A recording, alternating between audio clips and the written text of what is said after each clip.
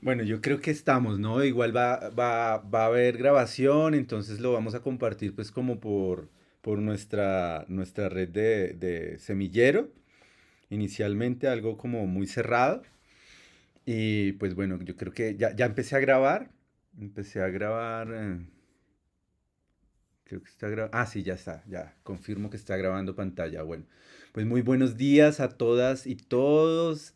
Qué lindo este espacio de los sábados de 10 a 12, nuestro semillero en documental, en investigación y en documental de Alados.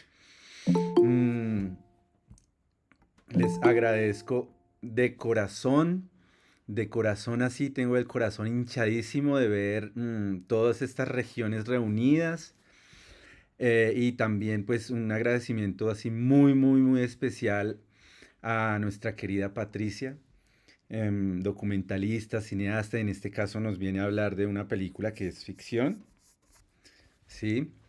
Y bueno, y que nos va a compartir pues un tiempo de su experiencia, de, bueno, no sé, que quiera compartirnos de su película, del proceso, de su investigación, de su, en fin. Pero bueno, el tema acá es que estoy muy agradecido y este espacio es para todos y todas. Espero inviten amigos y amigas. Vamos a hacer pronto una nueva convocatoria a nivel nacional de chicos y chicas que estén interesados en hacer parte del semillero. Entonces estén muy pendientes y para que nos ayuden a compartir la información. ¿Vale? No importa la edad, no importa, lo único que se necesita es como el interés por el documental y el cine en general y bueno, y como el respeto con y con todas las que estamos y los que estamos aquí presentes, ¿no? Listo, pues no hablo más, Patricia, muchas gracias. Te dejo ahí con el micrófono y la cámara abierta. Muchas gracias. Bueno, Jaime, muchas gracias y gracias a todas las personas que están aquí, a todos los integrantes de Alados y no integrantes de Alados también, que pues que están aquí, que se dieron a la tarea de venir a escuchar un ratico, un poco las reflexiones. Cuando me hiciste la invitación, Jaime, pues claro, en principio parece raro que me invites al semillero de Alados de la Corporación Colombiana de Documentalistas a hablar de una película de ficción, en este caso de mi primera película de ficción. Pero la verdad es que lo pensé mucho como cómo abordarlo, que sea interesante y que también pueda establecer un diálogo con quienes estamos aquí, porque obviamente doy por hecho que somos personas a las que nos emociona el género documental, a las que nos emociona el cine en general y que tenemos como una gran debilidad por el cine documental. Entonces, creo que Puentes en el Mar es un buen estudio de caso porque Puentes en el Mar es una película que nació hace muchos años, realmente. La primera vez que fui a Tumaco, que fui precisamente a dar un taller documental en Tumaco para las comunidades me encontré con una realidad que me sobrepasaba, pero que también me apasionaba y me seducía de alguna manera, que yo creo que es lo que suele pasar con quienes hacemos cine documental y es que creo que hay dos maneras de llegar a un tema. Una es uno va al encuentro de ese tema, uno lo busca, uno tiene algo como una idea en la cabeza que lo sobrecoge, que no lo deja dormir, como que lo tiene en las tripas, en el corazón, en la mente, y uno va a por ese tema, ¿cierto? Que es un poco lo que me pasó, por ejemplo, con Un asunto de tierras, que es mi segunda película documental. Yo sabía que este asunto de las tierras como que me generaba muchas preguntas y muchos cuestionamientos, que Santos hiciera unos anuncios y dijera voy a hacer una ley de restitución de tierras, y yo fui al encuentro de ese tema y busqué una comunidad que me permitiera contar esa historia, y pensé que tenía que hacer un seguimiento de un año a la ley a través del encuentro de la gente con la ley, etcétera. A veces los temas nos llegan, ¿cierto? A veces uno va por el mundo y ¡pum! Como que el tema de pronto te llega, que es lo que me pasó con la segunda película, con la primera película, perdón, que es Don K, que yo estoy haciendo un documental por encargo en Guapi y me encuentro con este personaje que es extraordinario en todos los sentidos de la palabra.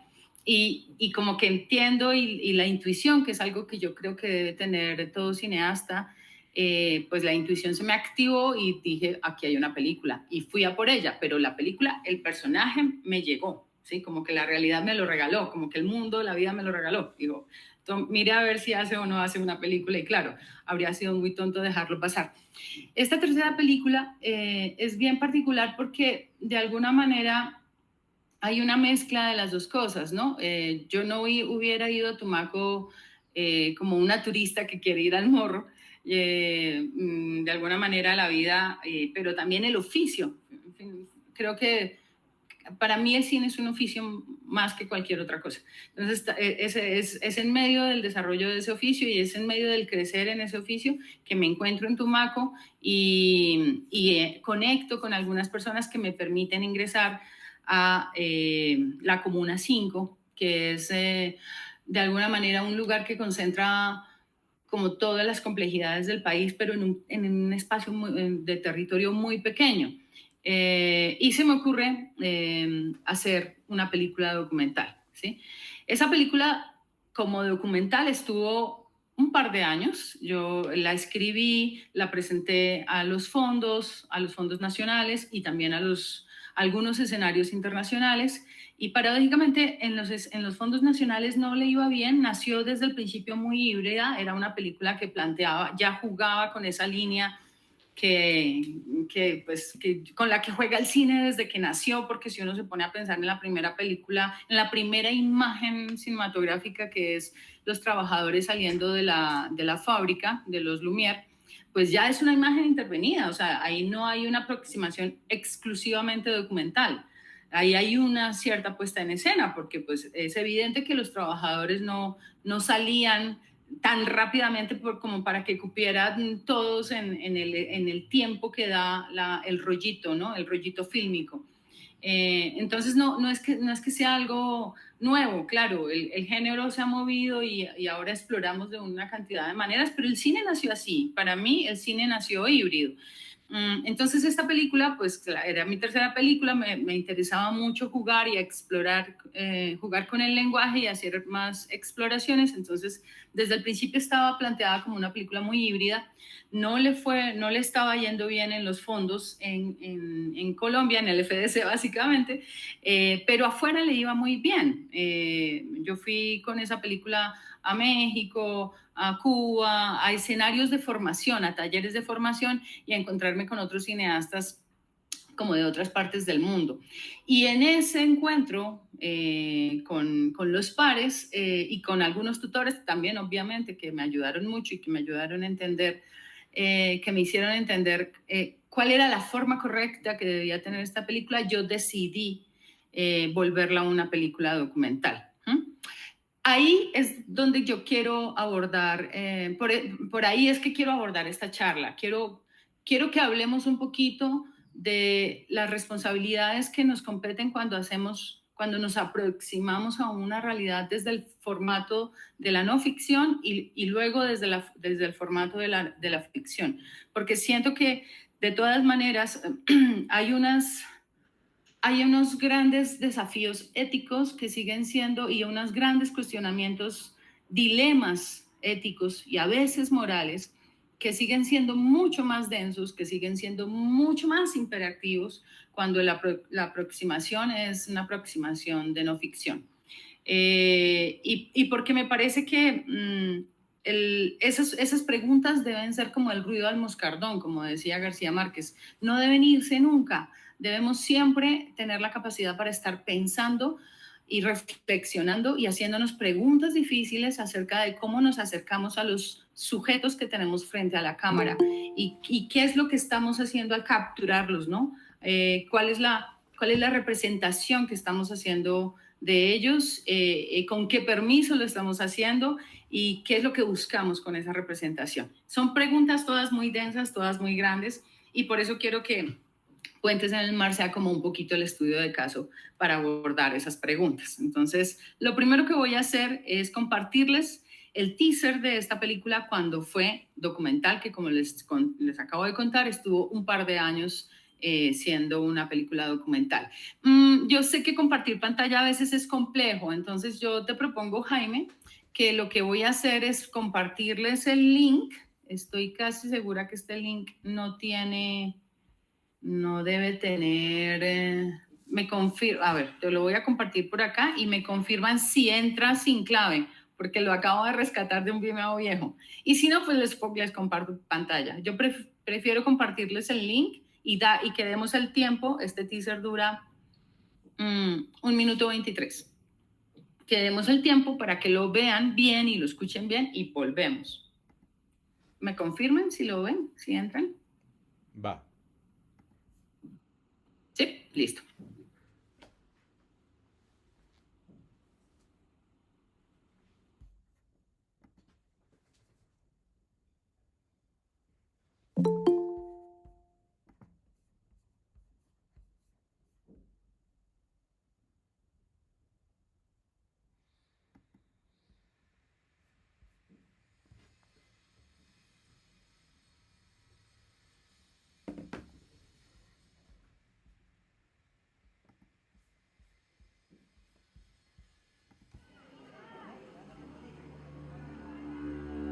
Mi barrio es un lugar donde sí se puede respirar paz, sí hay tranquilidad. Por ejemplo, en mi cuadra hay vecinos donde se pueden confiar, que desde hace muchísimo tiempo se ha construido una amistad muy sincera, muy bonita.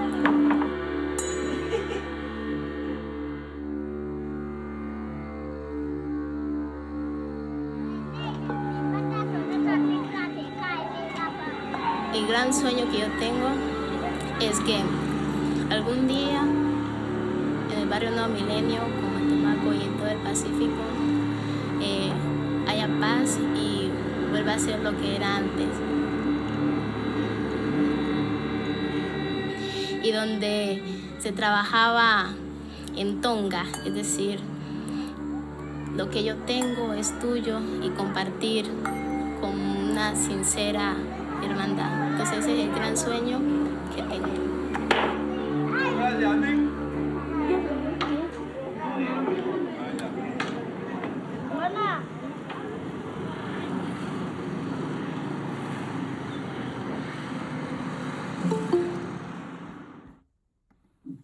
Me avisan, porfa, porque como tengo mal internet, no estoy viéndolo.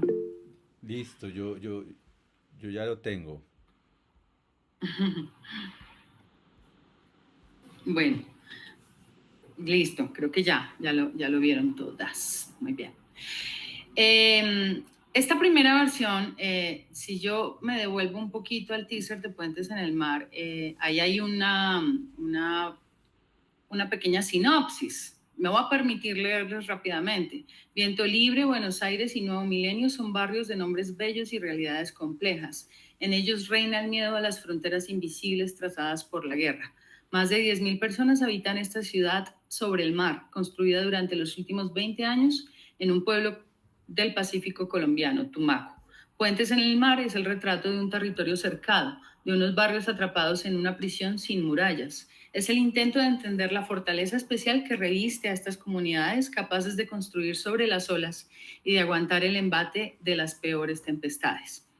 Esa era la intención con esta película, principalmente era hablar del carácter heroico de los sujetos, de las personas que viven estas realidades tan complejas, ¿no? O sea, hay en la Comuna 5 hay 3 grandes barrios, esos que acabo de nombrar, o hay muchos más, pero digamos que estos son los más complejos. Viento Libre, Nuevo Milenio, Buenos Aires. Son los que concentran mayor complejidad. En unos reinan el terror lo ejercen los rastrojos, en otro los paramilitares, en otro las FARC o las disidencias, en otro una alianza de unos con otros. Es decir, el rostro del terror cambia, pero es el mismo terror. Y lo que yo buscaba era de alguna manera poderle transmitir al espectador, poderle contar al espectador que hay una distancia enorme entre el centro y la periferia y que cuando estamos en el centro nos olvidamos por completo de lo que sucede en la periferia y que no están alejadas, que están totalmente relacionadas y en un momento dado de una manera u de otra, lo que sucede aquí se refleja allá y al revés. Y por eso quería que el espectador sintiera, al menos por el espacio de los 80 o 90 minutos de una película, que el espectador sintiera esa sensación de prisión al aire libre, como dice acá, de tener que lidiar con fronteras invisibles, de tener que construir territorio sobre el mar donde no hay tierra y luego cederle ese territorio a unos personajes tenebrosos, como le pasa a la gente en Tumaco, pero que además de eso no solamente era un lugar del horror, también es un lugar del amor y es un lugar de la vida, porque lo que más me seducía de las comunidades que conocí en Tumaco es la capacidad que tienen para vivir, no para sobrevivir. Eso es muy importante, esa diferencia. La gente no sobrevive, la gente vive, ¿sí? La gente celebra los cumpleaños, se enamora, tiene sueños, hace proyectos de vida, se organiza. Hay una gran capacidad para estar por encima de eso, ¿no? Entonces, eso era lo que me interesaba y lo que quería originalmente era poner la cámara y seguir en cada uno de esos 3 barrios a lo largo de 40 días, porque ese es el tiempo que rodé con Don Cal, rodé 50 días, me gusta ese tiempo de los 40 días, como que alcanzan a pasar cosas, alcanzan a suceder cosas cuando uno deja la cámara ese ratito, que son los 40 días, a lo largo de un tiempo, ¿no? Entonces quería poner la cámara 40 días y esperar que en uno de esos 40 días a alguno de mis personajes le tuviera una situación que demasiado drástica o demasiado imperativa que de alguna manera le cambiara la vida. Miren lo que me cuesta decirlo en este momento, ¿sí? Y en ese momento, cuando mi proyecto era documental, lo decía sin pudor, ¿sí? Lo decía sin ningún complejo y sin ningún problema. Y ahorita me cuesta siquiera hilar una idea con la otra, porque claro, esa posición del que pone la cámara esperando a que al otro le vaya mal, es la misma posición de un chulo, es la misma posición de un ave de carroña, ¿no? Perdón por lo gráfica de la imagen, pero llegó un momento en el que entendí que había un gran problema con el postulado que estaba con el postulado básico que estaba determinando la postura, pues la forma en que iba a hacer el registro y la forma en que iba a hacer la inmersión en esas comunidades. Un gran problema ético, ¿no? No puedes poner la cámara esperando a que al otro le vaya mal. Yo cada vez, y no puedes poner la cámara esperando registrar una víctima. O sea, no puedes reducir al otro ser humano al papel y a la condición de víctima. Me parece que es deshonesto, que es peligroso y que no es coherente, no es... le veo cada vez le veo más problemas a esa posición, que es una posición muy usual en el documental. Y también entiendo, claro, porque hay una gran necesidad de narrar, de contar lo que nos ha contado, de, entre comillas, darle voz. Y ese darle voz, tengo mucho problema también con ese darle voz, porque cuando uno dice darle voz al otro, darle voz a las víctimas, yo estoy asumiendo una posición de poder. Yo me estoy poniendo por encima. Yo estoy decidiendo, ya de entrada, el hecho de tener el aparato de captura, el hecho de estar detrás de la cámara, me deja en una posición de poder, ¿no? Y yo creo que una de las grandes diferencias, pero así como la determinante y definitiva, entre la aproximación documental y la aproximación de ficción, es que en el documental uno debería hacer lo posible por establecer una condición de paridad entre quien está detrás de la cámara y quien está delante de la cámara. Mientras que en la ficción no necesariamente. casi que no solo no es necesario, sino que no solo no es deseable, porque la ficción funciona de la otra manera, ¿cierto? En la ficción alguien tiene que tomar la decisión y ese alguien se llama director y por encima de ese director hay un productor y delante de esa cámara hay unos sujetos que son actores, que proponen, que construyen, pero quien tiene la última palabra es quien está detrás de la cámara. Es decir, en la ficción esa disparidad, esa relación de poder es casi que inherente al ejercicio, ¿no? Mientras que en el documental, para mí, debería ser exactamente al contrario, ¿sí? Decirlo es fácil, hacerlo no tanto. O sea, ¿cómo me vuelvo yo par de una mujer tumaqueña que ha perdido 3 hijos? Es muy complicado, ¿cierto? Es muy difícil, pero hay una experiencia universal de la humanidad donde yo me puedo encontrar con esa mujer, ¿sí? Donde yo me puedo acercar a esa mujer. Si tengo el cuidado, el respeto, bueno, todas esas cosas que los documentalistas sabemos que hay que tener cuando nos acercamos a los sujetos, a esos sujetos que después convertimos en personajes por el lente de la cámara.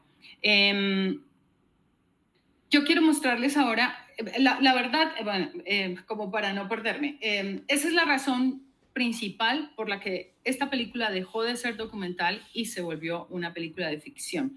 Creo que hay cosas, creo que hay temas y creo que hay situaciones que no se deben registrar bajo una aproximación de no ficción. Y eso yo sé que estoy haciendo una afirmación muy compleja, muy arriesgada y me gustaría mucho que ahorita lo conversáramos y que me dijeran, estás totalmente equivocada por esto y por esto y por esto. Esa es como la afirmación provocadora que quiero sembrar en esta charla. Mientras tanto, les voy contando un poco cómo es ese proceso de transformación, entonces, de un proyecto que viene del documental a un proyecto que se vuelve ficción. Quiero mostrarles la primera jornada de casting que hice hace ya unos buenos años y cómo parto, porque yo cuando la película era documental tenía 3 historias por contar. La historia de una chica que estudia por internet, que estudia psicología por internet para ayudar a su comunidad y entonces todas las cosas, todas las vicisitudes y todas las cosas complejas que pueden pasar en una comunidad donde uno tiene que pues esperar a que la marea suba o baje para hacer ciertas cosas, donde la marea determina la vida.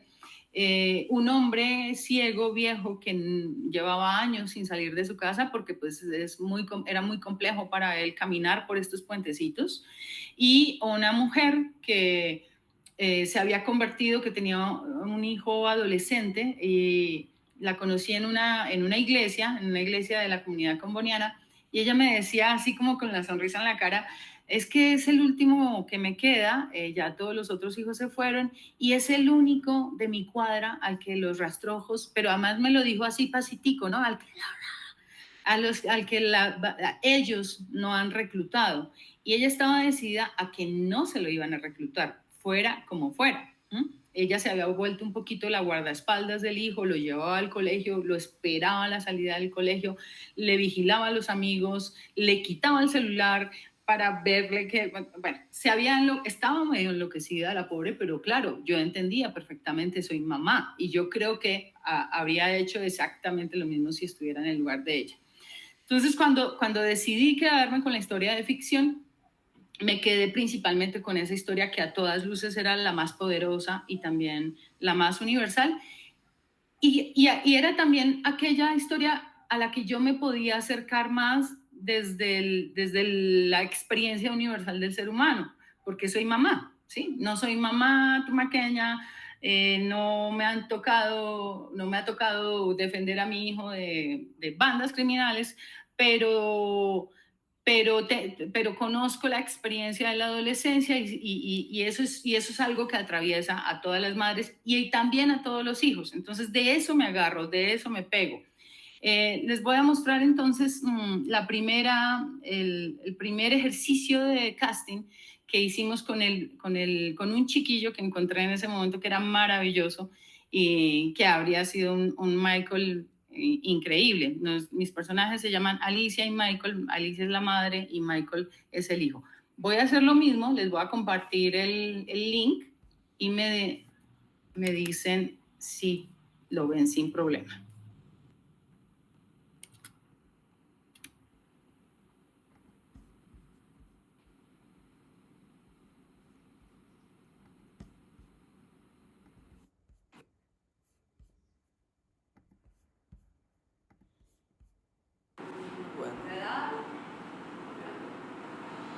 Mi nombre es Gerson Arley Rodríguez Coral y tengo 17 años de edad. Mi número de teléfono es un 312-619-6360. ¿A qué te dedicas de eso? Estudiar ¿Dónde estudias? en la institución educativa Nuestra Señora de Fátima. Mira, ya me puedes mirar. ¿Y en qué curso estás? En 11. ¿Cuál es la materia que más te gusta? La área que más me llama la atención es el área de español, porque ahí puede ser... Bueno, Jason, ¿alguna vez te han hecho bullying en el colegio? ¿Te han molestado? ¿Te han hecho jugando un partido de fútbol? ¿Te han hecho unas zancadillas? No me han molestado en el colegio, pero sí he tenido inconvenientes en la institución educativa Nueva Florida, porque antes ya hay una norma que uno tiene que cortarse el pelo y como yo no me lo quería cortar, entonces me expulsaron de ese colegio y tuve un problema con el rector, casi con la mayoría del colegio. Me hicieron una reunión con todos los de ahí de la institución y mi madre y todo, y que yo iba a cambiar un propósito para yo seguir estudiando ahí. Pero como las cosas no hicieron, porque tuve un inconveniente con una profesora, entonces me hicieron terminar el año y ahí me cambié al Fátima. Okay.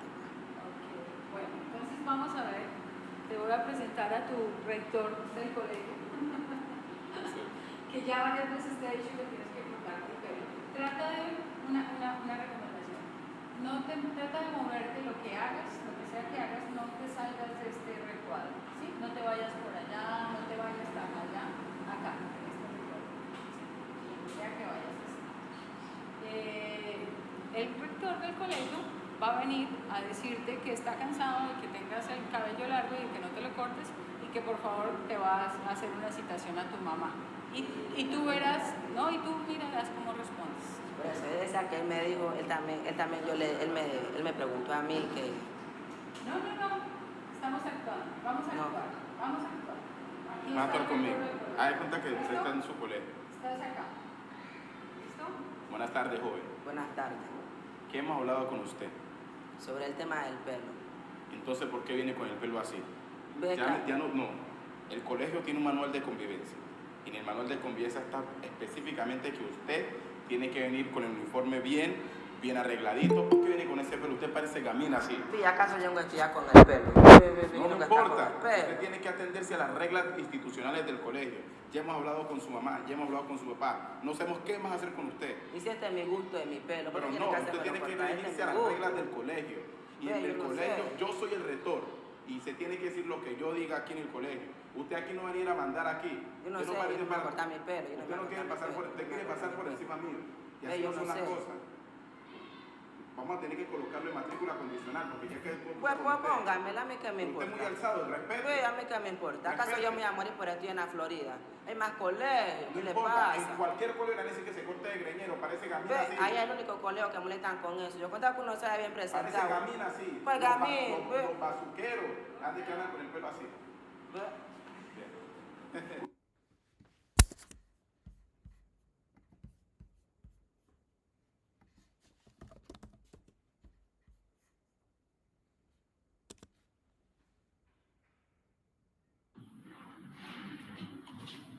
Bueno, creo que ya lo vieron.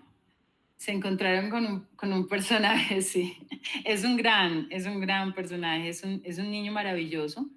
Y el método del casting en ese momento era muy sencillo y lo remitía a uno nuevamente, claro, a mí, por supuesto, a las estrategias del acercamiento documental, ¿no?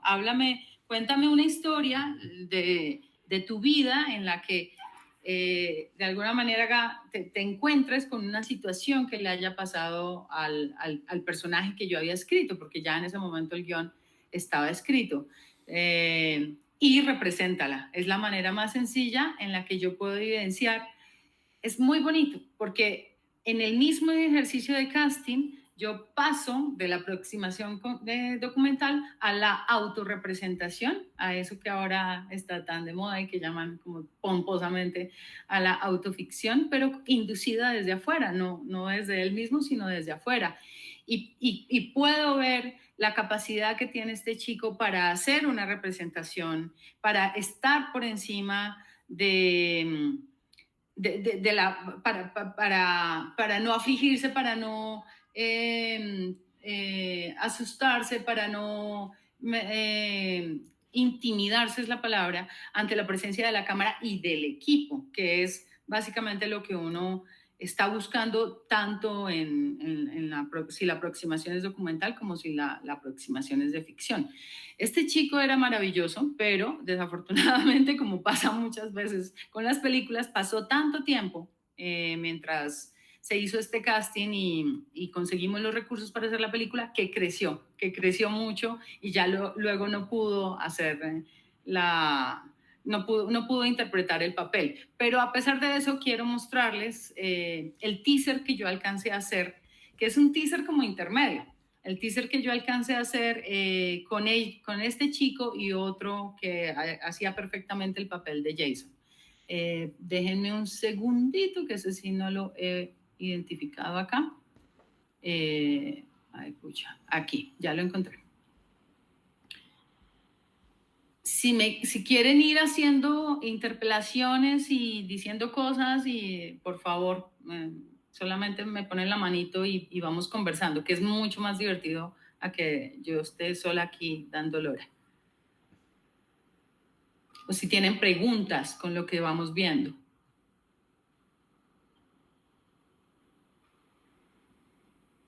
¿No? Bueno. Laura. Hola, bueno, primero que todo, muchísimas gracias por este espacio. Tremendo honor poder escuchar estas reflexiones. A mí me quedó algo muy importante que dijiste, que ha sido como una de las reflexiones que también he tenido en la investigación, y es cómo establecer puentes propios con la persona con la que uno esté trabajando, ya sea documental o ya sea ficción.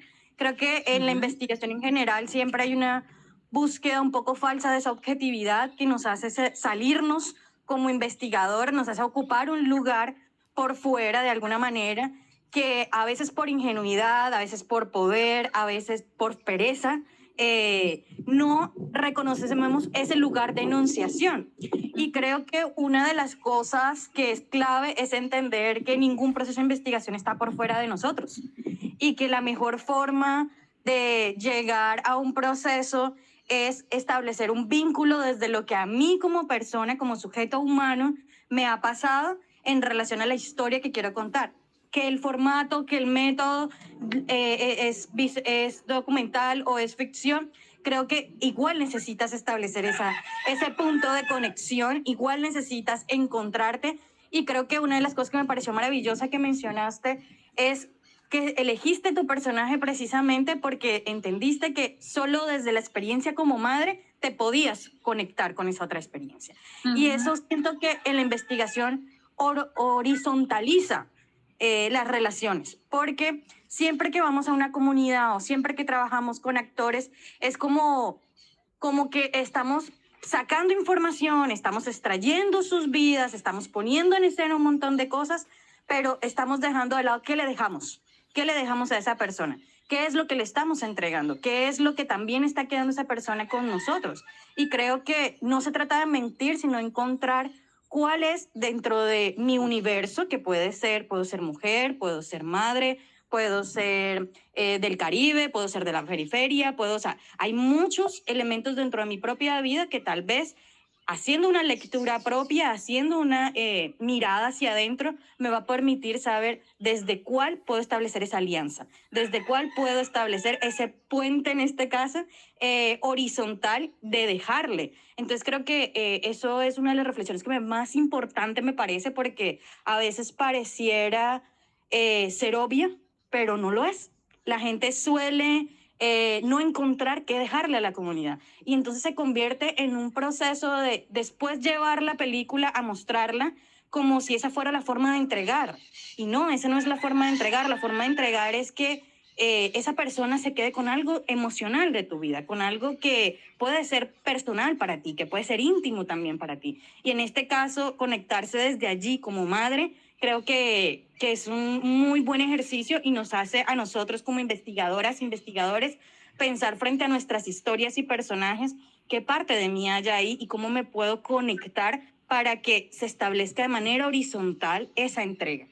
Es Y lo lindo. otro No, que sí. quería resaltar es lo que dices. Yo también estoy de acuerdo. Yo he trabajado con muchas víctimas del conflicto armado y creo que una de las cosas que me llevó a estudiar cine es que yo creo que no todas las historias se pueden contar desde el documental, y menos en un país como Colombia, que no solamente ha pasado por un dolor emocional, físico, que ha generado unos escenarios de terror, sino que también adolece de unos niveles de comprensión sobre ese dolor del otro. Y a veces la guerra en Colombia es tan cruel que a veces hablarlo desde el documental puede ser revictimizante o incluso puede crear una barrera en el espectador para establecer esa comprensión. Entonces sí estoy de acuerdo, sí creo, y también es una de mis posturas, que la ficción debe ser una herramienta para ayudarnos a entender cuáles son esas historias que precisamente por lo álgidas que son, por la necesidad que se necesita a nivel nacional de poder llegar a establecer ese puente, solo a través de la ficción como lenguaje podría establecerse, porque le va a permitir al espectador, a la comunidad, a uno mismo como investigador, tal vez encontrar esos elementos donde hay prejuicios, hay dolor, hay dificultades, y a veces es más digerible para nosotros poder entender que a una persona la mataron y le desgarraron la cabeza a través de una ficción que viéndolo en un documental. No porque porque es que la vida en Colombia ha sido una historia de terror, pero a veces no estamos dispuestos como colombianos que entendemos desde ese centro que no lo hemos vivido. Nos da pereza, no queremos sentirnos víctima, no queremos encontrarnos desde el dolor, no queremos que Colombia siempre se narre desde el dolor, pero ha sido desde allí. Entonces creo que hay cosas que sí definitivamente toca hacer uso de los lenguajes múltiples de expresión, y allí entraría la ficción para poder establecer ese puente donde ya el documental de pronto le queda corto llegar, precisamente por la filigrana que implica también el documental. Entonces creo que ahí como investigadoras nuestra clave es saber y aprender a identificar cuál es esa historia que definitivamente podría llegar más contándose desde la ficción y cuáles sí son necesarias contar desde el documental. No como una discusión, hasta aquí va el documental, hasta aquí va la ficción, sino como entender qué lenguaje en medio de mi contexto y del contexto que me rodea es el más como clave para poder determinar cómo se cuenta esa historia. Sí. Entonces, me encanta haber podido escuchar esto porque me da como esa fortaleza también de por ahí, yo también estoy pensando eso, y qué chévere que una persona como tú que tiene toda esta trayectoria, que tiene toda esta experiencia, pues también nos dé estas lecciones de esas reflexiones por las que pidiste como investigadora y que te llevó a tomar esa decisión. Entonces, pues, Laura, gracias. No, lo dijiste maravillosamente. Yo quisiera retomar dos cositas de las que has dicho, y la primera parte en la que hablas de generar, de cómo generar esa horizontalidad y de la necesidad de generar de buscar esa horizontalidad cuando uno se acerca a comunidades. Porque pues claro, una parte es resolver y decir, listo, sí, ya, me doy cuenta que la película me pide no ser contada desde el formato documental, sino que me voy a la ficción, pero luego voy a Tumaco y me encuentro con sujetos, con comunidades, con personas vulnerables, ¿sí? O sea, yo no decido, hay una aclaración que hacer, la protagonista sí es una chica de Bogotá, que nosotros llevábamos con un mes de anticipación para que se volviera una señora tumaqueña y cogiera el acento y aprendiera a pelear camarones, y sobre todo para que se hiciera amiga de la comunidad y de la gente y del resto de actores, que todos son actores no profesionales, ¿sí? Entonces, yo sé que estoy diciendo cosas que así toca cogerlas como con tijeras, pero vuelve y juega. Ahí otra vez el dilema ético vuelve y se aparece, y hay que saber reconocerlo y no hay que eludirlo, no hay que eludir el dilema ético porque vuelve y aparece. Y es que estoy trabajando con personas vulnerables. Y ojo, es muy fácil acercarse a la gente vulnerable, es muy fácil, perdón. Y es aún más fácil reducir a esa persona vulnerable a la condición de víctima, solamente dejarla ahí en la condición de víctima. Y conozco, pues, o sea, obviamente no voy a dar nombres, pero a mí me sorprende que haya documentales recientes que le siguen jugando a eso, que además resultan muy exitosos para la mirada europea, ¿no? Para la mirada de afuera.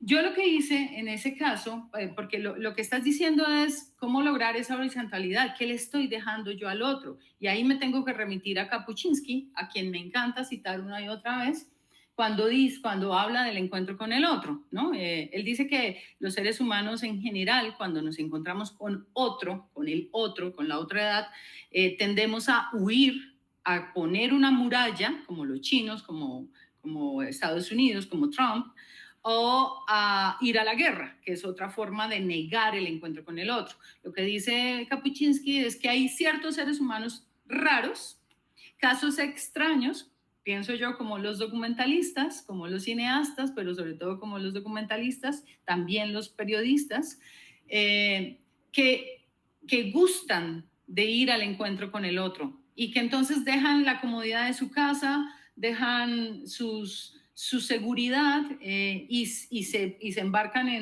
en una canoa, en un burro, caminan, se suben a un avión y se van a establecer ese encuentro con el otro porque le interesa lo que hay allá, ¿cierto? Pero claro, ahí hay un intercambio y ya en el intercambio, si el intercambio se da de manera horizontal, es un intercambio. Ya yo estoy dejando algo y yo estoy aprendiendo algo, ¿cierto?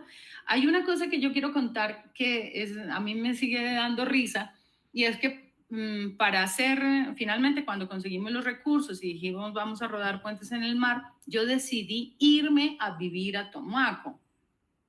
Yo viví en Tumaco un año porque necesitaba estar allá, porque necesitaba conocer con profundidad y hacer como una inmersión en la cultura, porque si no, de lo contrario, la mirada que me saldría sería una mirada exotista, ¿no? Una mirada lejana, la mirada de una turista bogotana que va a los 4 semanas de preproducción antes de la película, pues a enterarse de qué es lo que está pasando allá. Y yo ya conocía Tumaco y ya había ido muchas veces a Tumaco, pero yo decidí irme a vivir allá porque necesitaba crear esos lazos con mis actores, con la gente de la comunidad, con la gente de Tumaco. Era la primera vez que se hacía una película en este territorio, ¿no? Que a mí además me parece rarísimo porque el territorio es así como demasiado impresionante.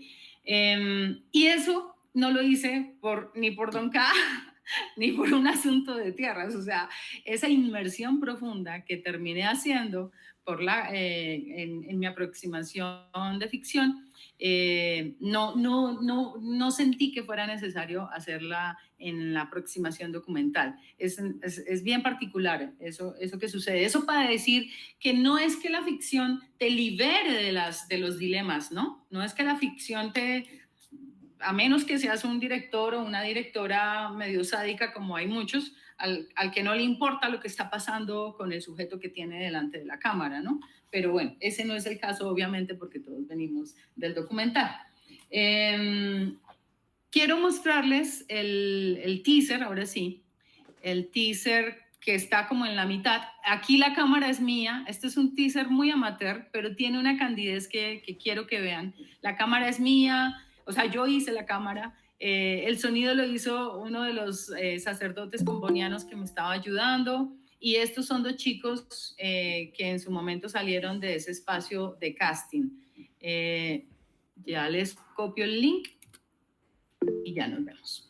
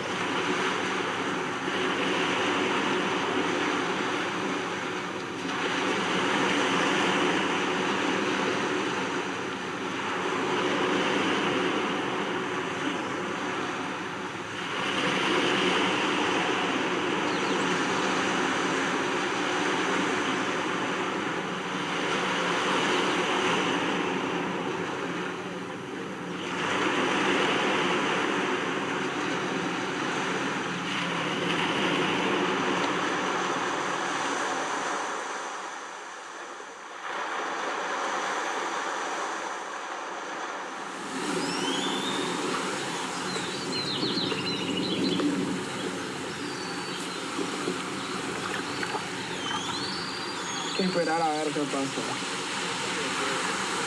Mi hermano está estudiando, ¿verdad?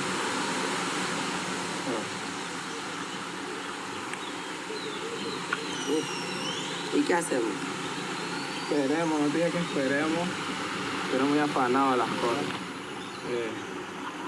Hagamos algo, no sé. ¿Y qué te has aburrido tan rápido? Ah, Espérate. Ven. No, eso está muy frío, vení, no, ¿qué pasa? No, que te... Con el celular, cuidado. Ve, ¿qué te digo? Y está muy rica el agua, pero porque... Ah, no vas a echar tu agua porque... Métete vos a la...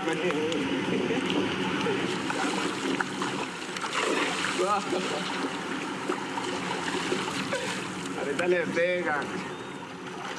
Más bien, mira. Mira cómo se lo lleva el pie. tráteme serio. No le que regale algo en el pelo.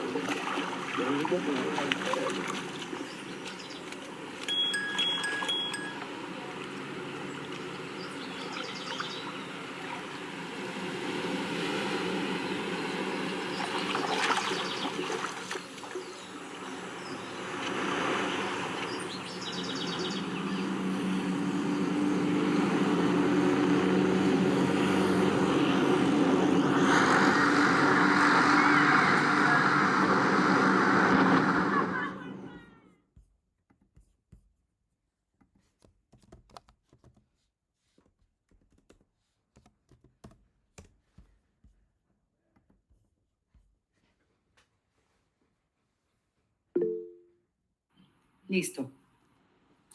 Bueno, claro, esto es parte de ese intercambio, ¿no? Es parte de también de mostrarse vulnerable ante el otro, también de decir, bueno, no, esto no es una superproducción, yo me fui a vivir a Tumaco y no me fui a vivir al barrio más elegante, tampoco me fui a vivir a Los Palafitos, ¿no? Hay que partir de la honestidad. Creo que es lo más importante. Y cuando estableces esa condición, esa relación de honestidad, lo que surge es la verdad. Héctor Babenco tiene una entrevista muy bonita en la que habla. Babenco hizo ficción y documental y además hizo una ficción muy estilo documental, muy famosa, que es Pichote. Pero también trabajó con grandes actores de Hollywood, como William Hurt y eso. Y hay un momento muy bonito en el que dice, no hay métodos, no hay escuelas, no hay fórmulas sobre todo. Es el encuentro entre personas. Volvemos a Kapuscinski. Es el encuentro entre personas. Y de ese encuentro, si ese encuentro es un gran encuentro, si en ese encuentro hay honestidad, si en ese encuentro hay paridad, de ese encuentro sale la magia o de ese encuentro sale la poesía y esa poesía va a quedar en la película. De lo contrario, yo puedo hacer todo bien, técnicamente bien, y algo va a estar haciendo falta. Bueno, les quiero mostrar rápidamente, porque quiero que conversemos y ya van a ser las 11 y ya Jaime me dijo a las 12 en punto cortamos. Les quiero mostrar el teaser final,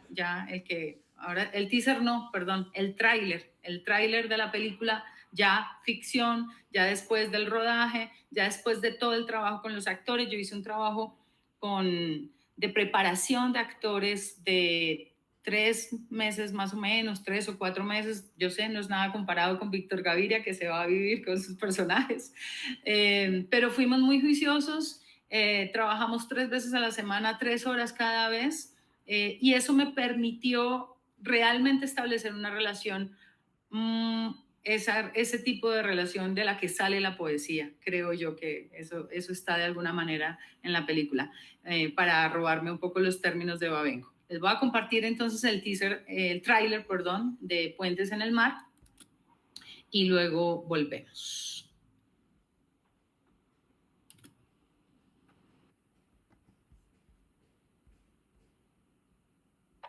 Ese niño quiere que lo arrulle yo, lo arrulle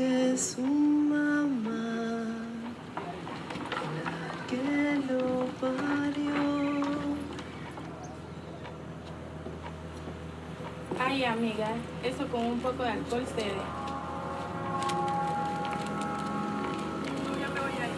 Michael, estoy aquí afuera esperando y usted nada que contesta, hombre. Le dije que llegara temprano a la casa. Madre mía. Cuídame a mi muchacho, yo.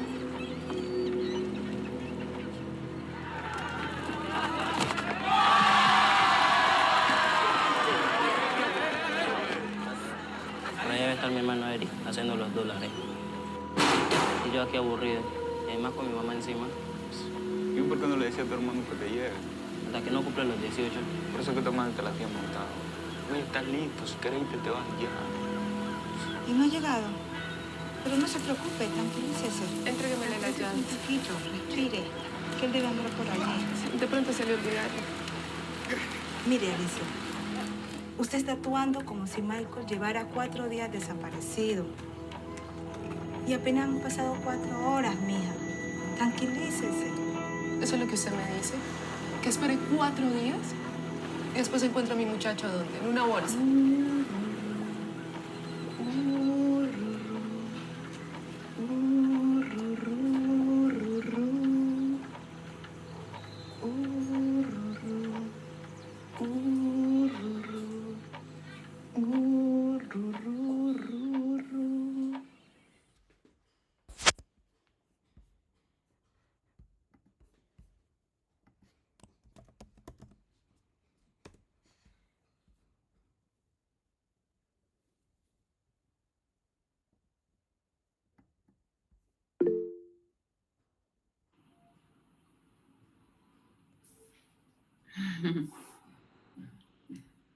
Ay, tan bonito. Gracias. Todas esas manitos que aplauden. Creo que Alejandro tiene una pregunta o algo para decir. ¿Sí, Alejandro? No, es que pena. Ah, bueno.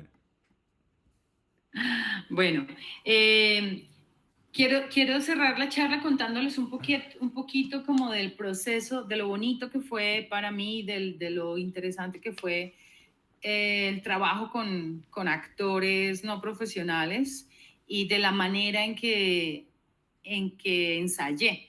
Y es porque tiene mucho que ver con esa validación que se hace de la realidad a la hora de construir la ficción. Entonces, bueno, mi jefe de casting y mi coach de actores en principio, porque él estuvo 6 semanas conmigo y luego obviamente siguió a hacer miles de películas que hace todo el tiempo, es Carlos Medina, Fagua.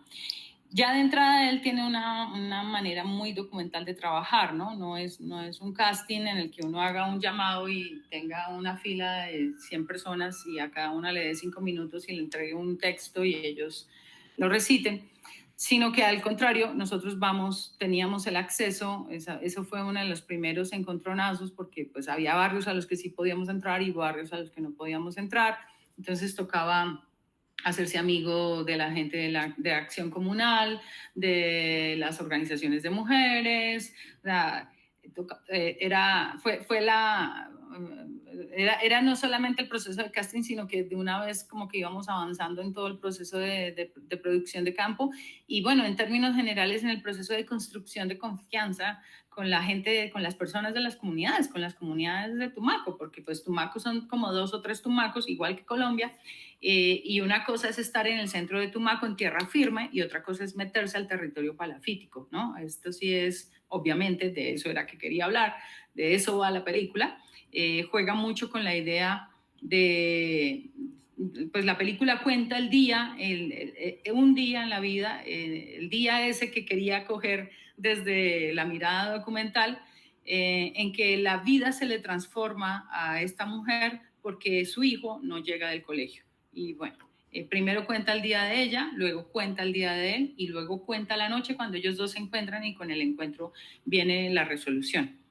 Entonces, una vez encontramos el proceso de casting fue muy bonito, muy arduo también, claro, por supuesto, pero una vez encontramos a los personajes, a los protagonistas, pues yo empecé a trabajar con ellos este proceso primero de volver los actores o entregar herramientas para enfrentarse al aparataje, porque básicamente eso es lo que uno hace, para enfrentarse al aparataje, para enfrentarse a la cámara, para enfrentarse al equipo y para construir esa representación sobre las experiencias propias, ¿no? Pero construyendo algo más, ¿no? No son ellos mismos. O sea, hay un punto en el que parten de ellos mismos, pero no son ellos mismos. O sea, mi personaje nunca le pasan cosas, no les voy a contar la película porque quiero que vayan a verla, pero a este par de chicos le pasa una cosa terrible en la mitad de la película y pues a mis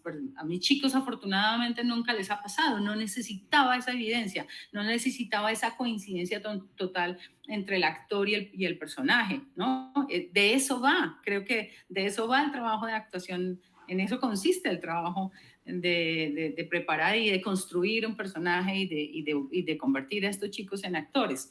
Entonces, lo que yo hacía era, nunca les entregué el guión, sino que durante los ensayos, que los ensayos empezaron ya más cerca del rodaje, durante los ensayé de forma lineal, porque pues rodar de forma lineal no es nada fácil, es muy costoso y pues no había, ya teníamos que lidiar con la marea que sube y la marea que baja como para meterle ese elemento y no teníamos el dinero. Entonces, lo que sí podía hacer era ensayar de forma lineal, desde la escena 1 hasta la escena 75, creo que eran el número de escenas. De esa manera era muy chévere porque yo les leía la escena y una vez leída empezaba fragmento, se estructura la escena en 2 o 3 fragmentos narrativos y se empieza a sondear. Yo lo que hago es empezar a sondear a partir de preguntas si eso que está sucediendo tiene sentido, si tiene coherencia, si podría pasar, como a partir de esas preguntas a ahondar en las razones por las cuales ese personaje está haciendo esta acción o está actuando de una manera o de otra. ¿Qué es lo que termina pasando? Que en esa conversación, en ese sondeo, el guión se valida y se valida precisamente con las personas que mejor la pueden validar. O sea, con personas que no son expertas en guión, que no saben nada de audiovisual, pero que tienen el insumo y la experiencia de ese universo que yo he reinterpretado y convertido en un guión.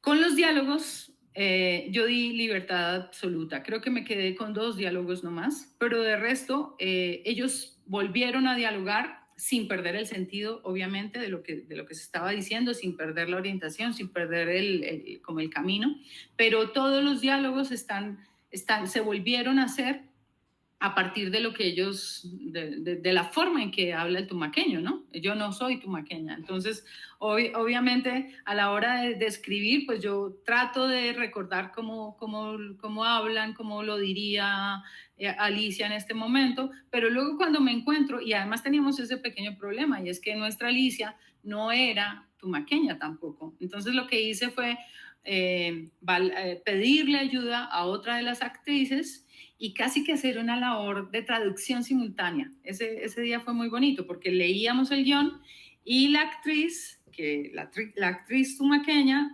volvía y decía el diálogo como lo diría ella. Y lo grabamos y esos fueron los insumos con los que estudió la actriz profesional y bueno, construyó un poco su personaje a partir de la reinterpretación que estaba haciendo la mujer tumaqueña.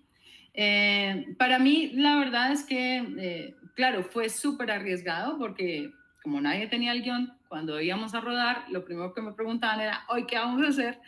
Y pues sí, tocaba decir, ¿te acuerdas de esa escena en la que pasaba X y Y cosa?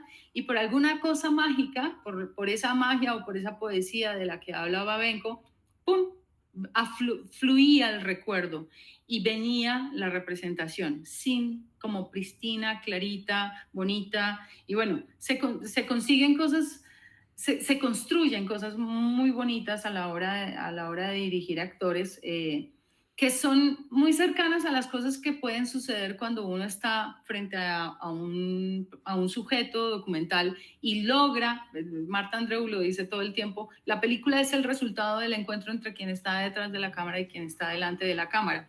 Y creo que eso, para el caso de la ficción, pues calcadito funciona, sigue funcionando perfectamente. Creo que podría decir 40.000 cosas más, pero me gustaría como cerrar acá, me gustaría cerrar diciendo que esos dilemas éticos, esas preguntas que uno se está haciendo todo el tiempo acerca de la aproximación, las formas de aproximarse a eso que nos emociona, a esas historias, a esos relatos, a esos sujetos, a esos personajes, esas preguntas no se deben tomar a la ligera, esas preguntas deben estar siempre ahí y por más experiencia que tengamos y entre más experiencia tengamos, más presentes y más acuciosas deben ser esas preguntas. Y ya, con eso cierro y muchas gracias y ahora sí los escucho. Patricia, muchas gracias. Joyce tiene la mano levantada, adelante. Bueno, muchas gracias, Patricia. Mil gracias por este espacio. Qué rico poder reflexionar juntos sobre todo este quehacer. Yo creo que intuyo por qué no entregabas el guión, pero me gustaría oír tu opinión sobre eso. ¿Por qué no entregabas el guión? Porque no quería que se lo aprendieran. Por dos cosas. Uno, porque no quería que viniera como la memoria mecánica, ¿no? De aquí pasa esto y ya sé que va a pasar aquello y me aprendo el diálogo. Pero sobre todo porque yo quería que ellos fueran descubriendo la película conmigo. Y quería guardarme un momento, que es el momento, el punto de giro de la película, que es cuando sucede esta cosa terrible que le pasa a estos chicos. Eso yo no lo quería contar en los ensayos. Ese fue el secreto mejor guardado de toda la película, ¿no? Entonces, cuando llegó ese momento, porque claro, he construido una relación de confianza con Pedro Luis y con Hyler, así se llaman los chicos, los protagonistas, los adolescentes, pues tampoco los puedo engañar, porque si no, pues a ver, ¿a qué jugamos, no? Se supone que es una relación de confianza. Entonces, cuando llegó ese momento, yo les dije, chicos, lo que les voy a decir no es lo que pasa. O sea, me inventé una situación cercana, pero no era exactamente la situación. Y les expliqué, les dije, esto que les voy a decir no es la situación, pero necesito que confíen en mí.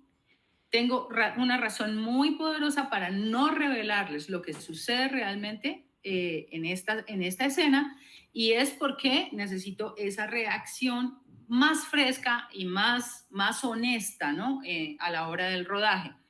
Pero confíen en mí, o sea, juguemos a que va a pasar esto, sabiendo que eso no es, ¿sí? Y la verdad es que hubo como una entrega total y a mí me parece que funcionó. Yo sé que es arriesgado, yo sé que fue arriesgado, pero la verdad lo volvería a hacer de la misma manera.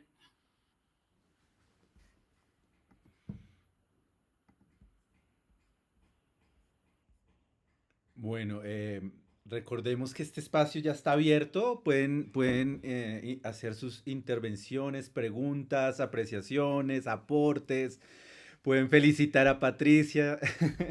Patricia, felicitaciones, es inspirador, eres inspiradora. Muy bonito. Sí, sí. No, es muy chévere poder como compartir. Claro, porque somos tan apasionados de este oficio, pues es la vida, ¿no? Que a veces uno, me parece que no sé, a mí me preocupa mucho que es un oficio y es un universo que está tan lleno de candilejas, ¿no? El festival, el premio, el Star System, las redes, los likes, que uno fácilmente se olvida de la razón real y más profunda y más honesta por la que hacemos esto. Entonces, creo que esto hay que estarlo haciendo todo el tiempo, hay que estarnos haciendo preguntas sobre el oficio.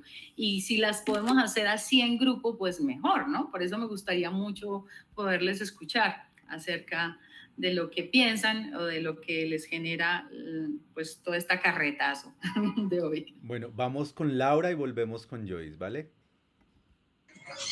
Bueno, mi pregunta iba frente a la relación con la comunidad. Hiciste un trabajo durante un tiempo de que pasaste de un documental, estuviste explorando unos personajes, se fueron a vivir al territorio, pasaste a una ficción, llevaste una mujer de otro territorio, hiciste varios castings. ¿Qué pasa con la comunidad? ¿Cómo fue la reacción de ellos en el mismo proceso en el que en todos estos 2 años que te llevó a hacer la película y frente ya al momento del rodaje y el posterior, pues, digamos, en este momento de difusión, de premiaciones, de reza? ¿Cuál fue el otro lado? Porque nos has contado la relación de confianza, nos has generado un camino por el cual podemos establecer, y me interesaría saber también de allá hacia ti cómo fue esa reacción, cuáles fueron de pronto esas adversidades o esos puntos álgidos donde fue complicado establecer un método como este, que como bien lo señalas es bastante riesgoso y que implica también unos hilos de confianza territoriales en un contexto que nos dijiste es tremendamente de fronteras, de símbolos, de violencia, de terror. Pero donde habita el amor, donde habita esa resiliencia. Entonces quisiera conocer esa experiencia, cuáles fueron esas reacciones y sobre todo hoy, cómo ve la comunidad la película. Bueno, la comunidad, esta peli se estrena el 3 de agosto en salas, y yo estoy tratando de darle toda la prelación al estreno tumaqueño. O sea, creo que es lo que corresponde, es lo lógico. Estamos haciendo lo posible por encontrar un lugar y dotarlo un poquito más y hacer como todo el proceso para que uno de los pocos auditorios de Tumaco se convierta en una sala CIREC. Eso sería ideal. Y hay un colectivo audiovisual que se llama Marea Producciones, que pues con quien estamos trabajando con ellos para que se quede como instalado alguna mínima capacidad de proyección y de pues un teatrico donde se puedan ver películas, básicamente. Porque a mí me sorprende, Tumaco es un municipio de 200.000 personas que no tiene sala de cine, y eso es la historia de la mayor parte de los municipios en nuestro país. Entonces, yo no creo que la gente no quiera ir a la sala, yo creo que no hay salas, así de sencillo. No hay salas, y las salas que hay están en las ciudades y no son accesibles, no son asequibles, no son baratas. Entonces, bueno, ¿qué hicimos con la comunidad? Desde el comienzo empezamos a vincular, como contaba ahorita, ya desde el proceso de casting era necesario y era oportuno hacer alianzas con la comunidad. Nosotros empezamos, no sé, yo conocía a la gente de la Casa Afro, por ejemplo. Estos chicos los encontré en la Casa Afro. La Casa Afro es un proyecto muy bello, un centro cultural para jóvenes de la Comuna 5, pero sobre todo del barrio Nuevo Milenio, que es uno de los barrios más complejos. Y yo me acuerdo que cuando yo estaba escribiendo, cuando se me ocurrió la idea, quiero hacer una película, y fui fui con Ricardo en ese momento, con Ricardo Restrepo, que pues era mi compañero y mi director de fotografía. Fuimos a hacer el primer teaser que vieron, ese teaser documental. Esa Casa Afro se estaba construyendo hasta ahora, ¿sí? En ese momento la estaban empezando a construir, y era una cosa muy bonita porque era como un saloncito, un sueño. Unos cuantos, esta comunidad de sacerdotes combonianos se había gestionado la plata y estaban construyendo el Centro Afro. El Centro Afro fue uno de los lugares donde hicimos el proceso de casting. Entonces, cuando tú te das la posibilidad, claro, cuando uno dice es que llevo 10 años haciendo esta película, pues obviamente he hecho muchas cosas durante esos 10 años, ¿no? O sea, hice Don K, terminé un asunto de tierras y he hecho otras cositas, cuantas cositas, pero he estado como generando unos lazos, manteniendo unos lazos y revisitando ese lugar y a esas personas a lo largo de esos 10 años. Y eso lo que sucede es que después se me devuelve y es como un terreno abonado para establecer esos lazos de confianza. Entonces, la verdad, Hubo un momento, Tumaco es muy volátil, o sea, es el país también. Entonces, hubo un momento en el que pensé que no íbamos a poder hacer la peli ahí, incluso llegamos a pensar en irnos a otro territorio, lo cual era absurdo, porque la situación de orden público se había puesto muy complicada, como que había una tregua por el territorio y esa tregua se rompió en un momento dado y estaba muy complicado. O sea, en uno de mis viajes de se sentía la tensión y la decisión que sí tocó tomar fue no entrar al barrio Nuevo Milenio, que era donde yo quería hacerlo, ¿sí? ¿Recuerdan el teaser de ficción, el teaser documental, el primer teaser? Esas imágenes impresionantes del agua alta, de los puentes de verdad reflejados sobre el mar, esas imágenes son de Nuevo Milenio, que es donde la marea sube más. No lo pudimos hacer y sabíamos que no era conveniente, no había que ponerse terco en que toca hacerlo en el Nuevo Milenio porque íbamos a poner en riesgo no solo al equipo, que entre comillas es lo de menos porque nosotros nos vamos, sino sobre todo a las personas de la comunidad que intercedieran por nosotros, ¿no? Esas son las preguntas que uno tiene que ir, los dilemas que uno tiene que ir sorteando todo el tiempo, y estamos hablando de ficción, no de documental, pero la realidad te sigue mandando esos dilemas y te sigue mandando, pues como te sigue confrontando todo el tiempo. Entonces, ¿qué hicimos? Nos fuimos para el barrio El Bajito, se llama así, porque es bajito y la marea no sube tanto, pero sube, pues se nota el cambio del paisaje entre la marea baja y la marea alta. Y en el barrio El Bajito, digamos que quienes comandan el barrio El Bajito, pues claro, es un grupo armado ilegal, pero se establece, o sea, es un poco menos pegado a las estrategias de terror, no sé cómo decirlo, pero había maneras de establecer, de tener permiso. Nunca, ahí sí hay que decir una cosa que es muy importante y que para mí, pues yo he tratado de mantenerlo a lo largo de mi trabajo, de mis años de oficio, tanto en la aproximación documental como en la de ficción, y es nunca hablar directamente con el grupo armado ilegal. Yo sé que hay mucha gente que lo tiene que hacer, que es necesario, pero yo trato de no hacerlo. Porque si yo hablo directamente con ellos, si yo pido permiso directamente, si yo los involucro directamente, les estoy reconociendo un poder. Y después ellos me van a hacer sentir ese poder. Entonces, lo que hicimos fue todo hacerlo a través de la comunidad y todo hacerlo a través de la Junta de Acción Comunal del barrio El Bajito. 20 mujeres y 3 hombres.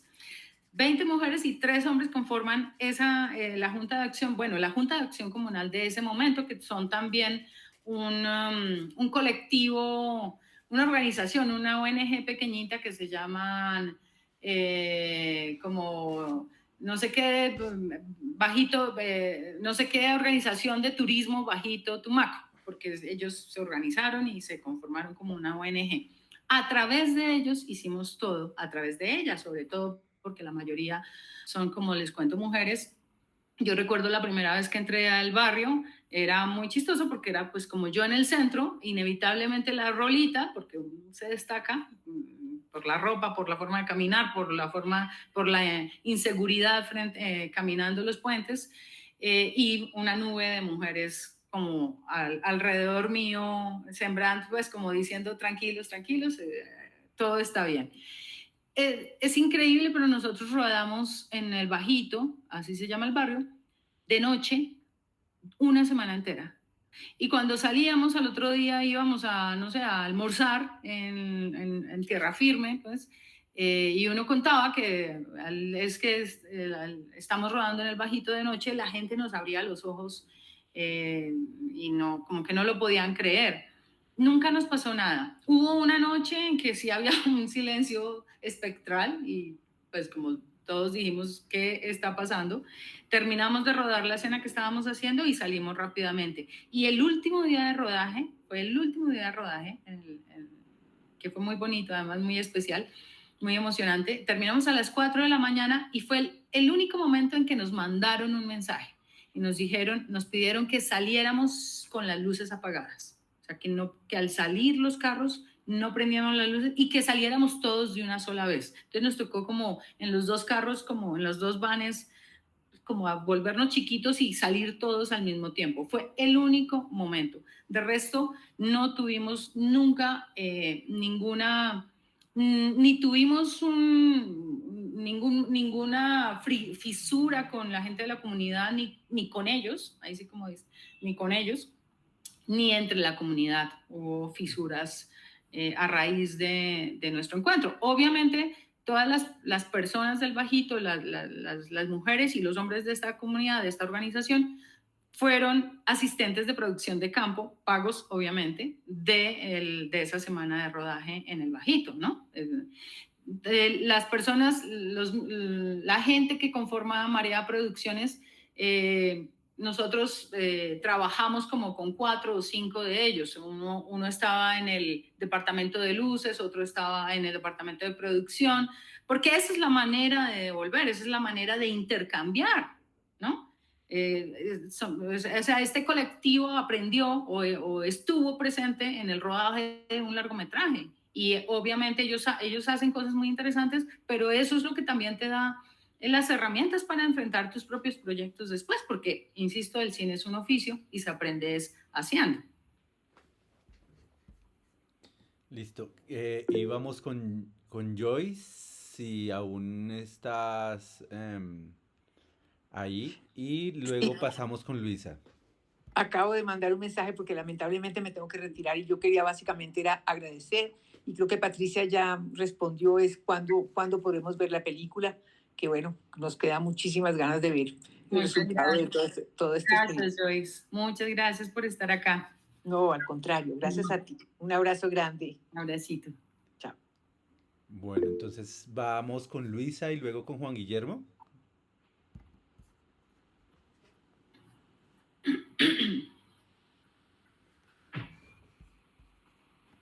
Luisa, ¿estás por ahí?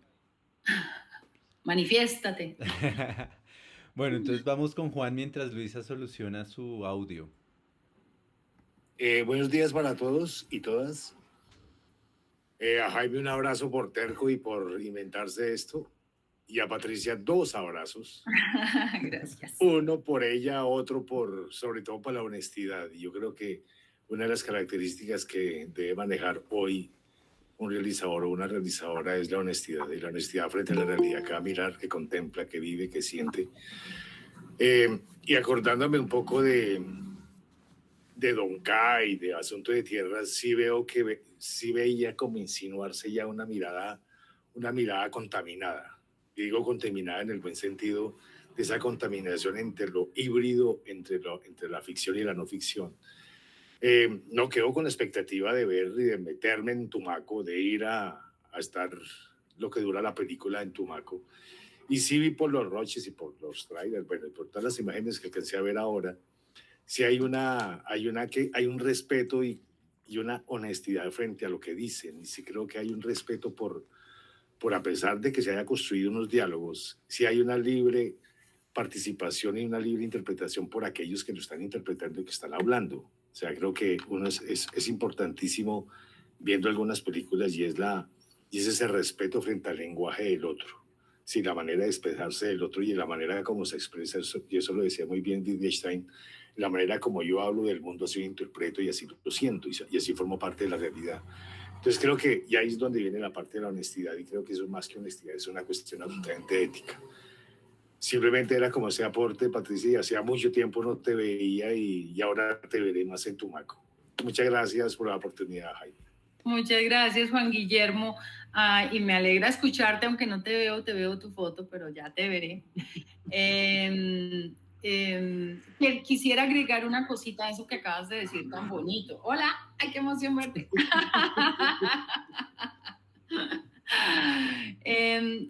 Eso que destacas del respeto por la forma de expresión del otro, porque de la manera como hablamos es de la manera en que entendemos el mundo. También me parece que hay que decirlo en tanto el respeto hacia la forma de la cultura del otro. Y a ver si me puedo explicar. yo creo que a veces desde la dirección de actores tenemos una tendencia, se empieza a dar una tendencia a el otro, sea del Pacífico, o sea de Antioquia, o sea de un pueblo perdido de Boyacá, actúa así, de esta manera como yo pienso que actúa. Y o sea, creo que eso es muy peligroso porque es lo que acabas de decir, Juan Guillermo, le estoy imponiendo al otro una manera de ser, una forma cultural de ser, le estoy negando su forma propia de ser. Desde la dirección de actores, me parece súper peligroso. Entonces, por ejemplo, esa es una de las razones por las que yo me fui a vivir un año a Tumaco, porque necesitaba entender la cultura y porque necesitaba como comprenderla, y cuando uno entiende, comprende y conoce, quiere, ¿no? Sí, ama. Yo la amo esa cultura. Entonces, yo siento que la cultura del Pacífico colombiano no se ha visto tanto en el cine, no se ha visto tanto. Es una cultura silenciosa, es una cultura tranquila, o sea, la gente habla bajito, habla pasito y no es tan alaracuda, es muy distinto el costeño del Pacífico al costeño del Atlántico, y es muy distinto el tumaqueño al guapireño, por ejemplo, ¿sí? Entonces, claro, yo trato de retratar esa forma tan bella, a mi juicio tan bella de ser, porque por algo pongo mis ojos ahí, pero en el guión, pero no haría nada si a la hora de dirigir a los actores yo les impongo otra forma de ser mediante la indicación de la actuación. No sé si me enredé mucho, pero quería hacer el énfasis porque creo que eso también hay que pensárselo en este momento en el que hay una ebullición tan bonita del cine colombiano y en el que estamos yendo a las regiones. Pues la mayor parte de las historias se cuentan desde las regiones, ¿no? No desde los equipos de las regiones, pero sí en las regiones como escenarios y en las culturas como protagonistas.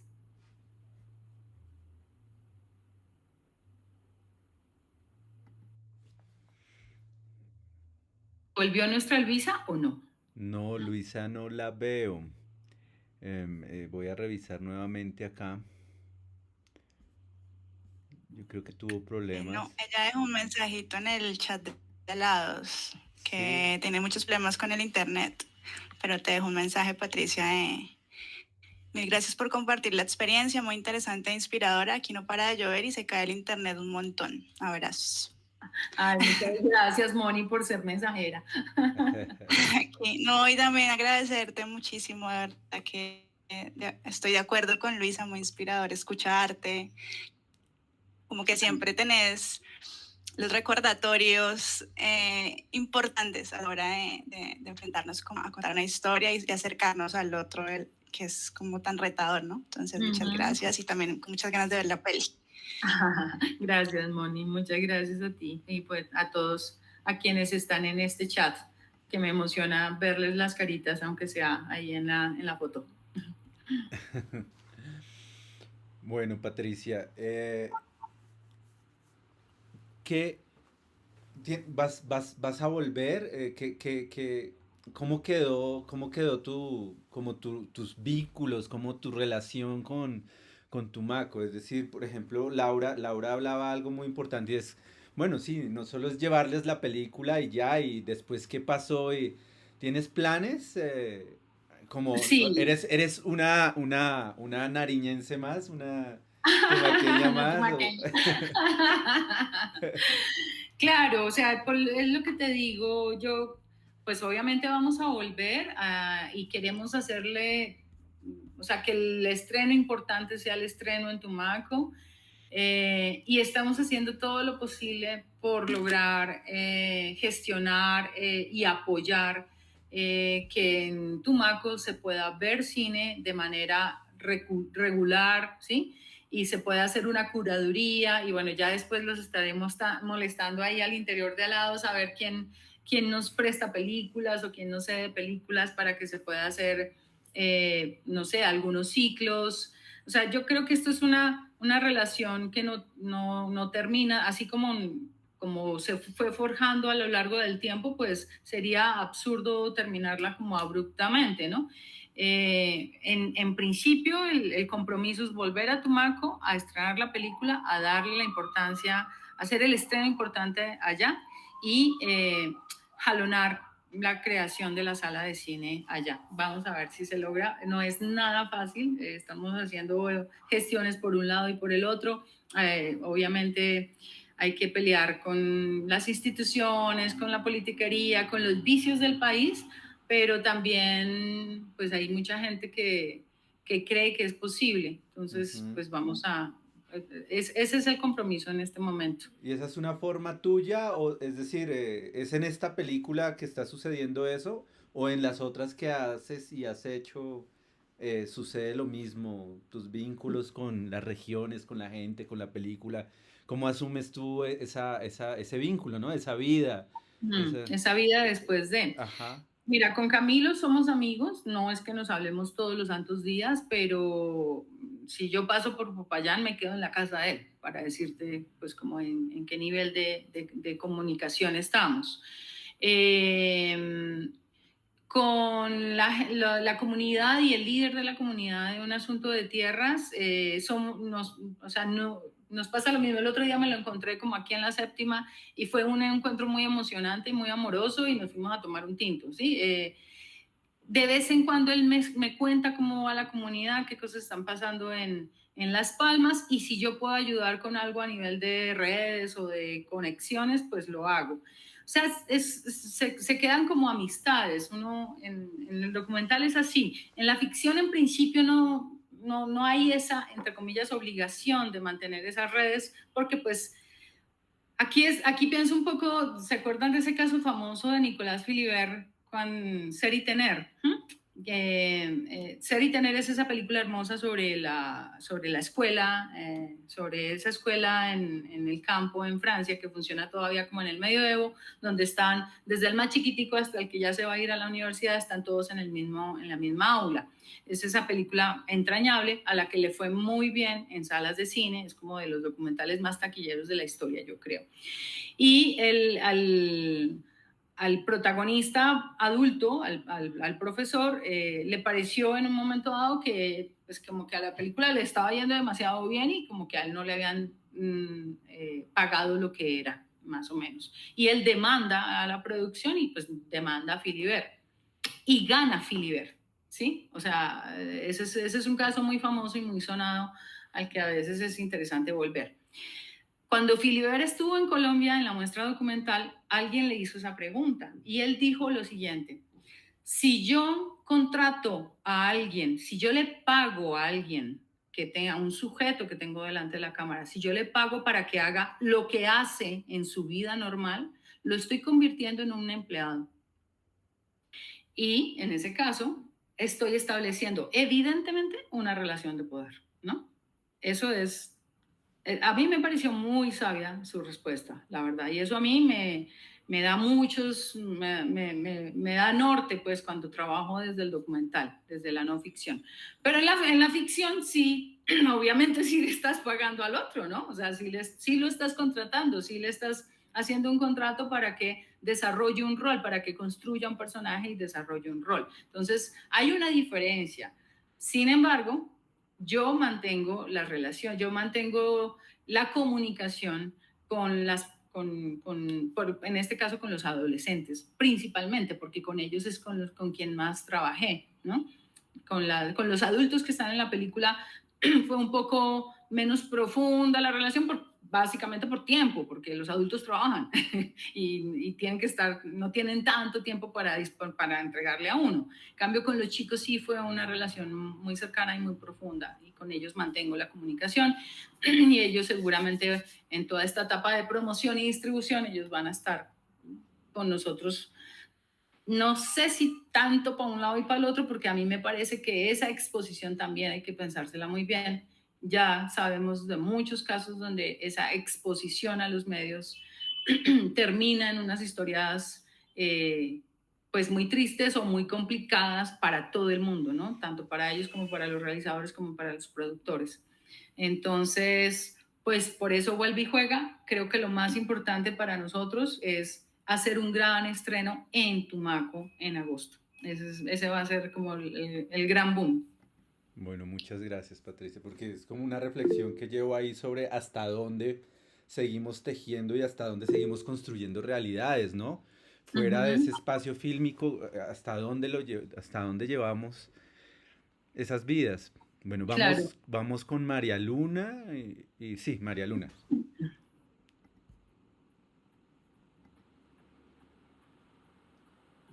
María Luna, como que se fue. Ay, qué lástima, quería escucharla. Pero... Hola, hola. Ah, Ya estoy, perdón. ¿Se oye? Sí, vale, era mi micrófono.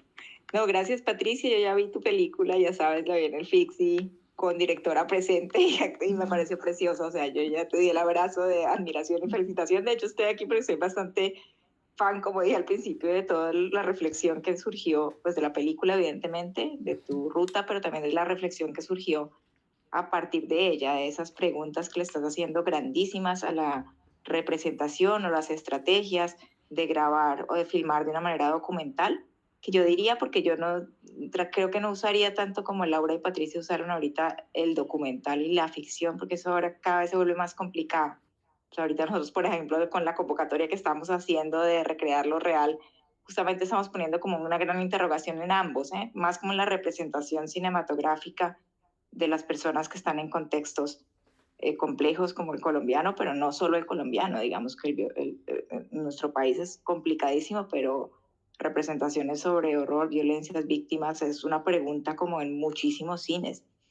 Y yo creo que esta sabiduría que está como emergiendo de tu experiencia merece un pensamiento bastante importante de cuáles son las estrategias, como recopilarlas, así como lo estás haciendo cuando nos las explicas, cuando nos cuentas sobre la relación que tienes con las personas, que como decía Juan Guillermo, ahora creo que se derivan de algo que ya habías venido meditando mientras hacías o mientras usabas estrategias documentales, y ahora con el uso de estrategias de la ficción establecen otros puentes y otras reflexiones que yo creo que son más productivas si no separamos tanto como decir, a mí me fue bien en la ficción en esto y me va mal en el documental en esto, o no hagamos más documentales en Colombia porque estamos victimizando, porque eso es muy complicado de decir.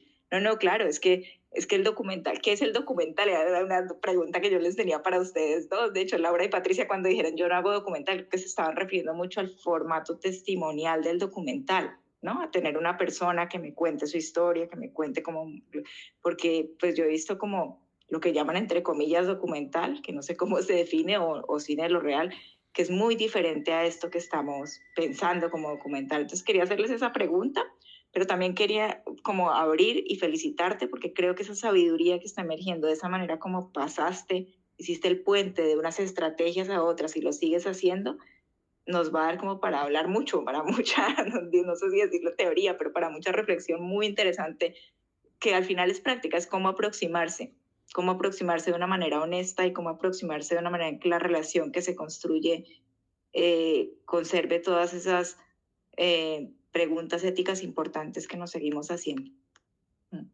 Sí, gracias María, tan bonita. Realmente, sí, o sea, pones el dedo en la llaga y está muy bien. Me acuerdo de Nicolás Salver, que es crítico de cine, escritor y bueno, de los cuadernos de los Cahiers du Cinéma famosísimos. Y él vino una vez también a la muestra con una ponencia que se llamaba El documental no existe. Y empezó punto por punto a desbaratar la estructura, sí, esa dicotomía, a demostrar que es una falsa dicotomía. Y claro, en la mayor parte de las cosas tenía razón. Yo sigo creyendo que sí hay Luis Ospina todo el tiempo decía, la diferencia entre documental y ficción es que, y le achacaba la frase a Hitchcock, la diferencia entre documental y ficción es que en la ficción el director es un dios, ¿sí? Es tan dios que puede hacer que llueva cuando no está lloviendo o que sea de día cuando es de noche. Mientras que en el documental Dios es el director. Eso vuelve y juega, habla de la estructura de poder. Para mí esa es la gran diferencia en la aproximación de un lado o del otro. Pero es cierto, y volvemos a Salver, la gran diferencia es más bien entre el cine y la televisión, ¿cierto? Estamos hablando de cine. creo que mi problema cada vez más es con este formato al que te refieres, de sentar una persona y pedirle que cuente exclusivamente sus hechos de vida que la convierten en víctima, que se reduzca a eso. Ese es mi gran problema en este momento, ¿no? Cada vez me cuesta más, cada vez lo hago menos, y es cierto, María, por el llamado de atención, no esa forma no es exactamente, o sea, no hay que limitar el documental a ese formato o a esa estrategia de aproximación, más bien. Pero también, no solo con ese, María, también al poner una cámara, porque acuérdate que este es el origen de toda la charla, al poner una cámara esperando que al otro le pasen cosas que ojalá no sean tan buenas. Eso es, bueno, ese fue el origen. Sí, no, y de acuerdo con eso. O sea, de hecho, eso es lo que siempre me ha sorprendido y me sigue sorprendiendo de esa aproximación, que esa autorreflexión que hiciste, que me parece importantísimo. Y ahí es donde te planteo, no como un halago, sino como algo que realmente pienso que hay una sabiduría en esa práctica que merece esa exploración, que será mucho más profunda porque no ocurre justamente solo al acabar la película. Esa sigue ahí y es una cosa bellísima que ha salido de ti, de tu experiencia. Sí, de acuerdo. Creo que Laura, ¿ibas a decir algo o se te saltó la manito? Cuéntanos, Laura. No, mi reflexión iba un poco sobre que creo que ese es como el gran trabajo del director, ¿no? Encontrar en qué momento, en qué historia éticamente podemos llegar a través del documental o podemos llegar a través de la ficción o cualquier otro formato híbrido. Creo que pues cada vez los diferentes medios, ¿no? No solamente el cine, no solamente la cinematografía, sino también otras disciplinas, cada vez tienen que encontrarse en varios medios de lenguaje, desde varias interacciones para poder construir en medio de esta realidad tan compleja. Y entre las heridas que tienen los territorios y entre las múltiples representaciones en escala que en el marco histórico han sucedido.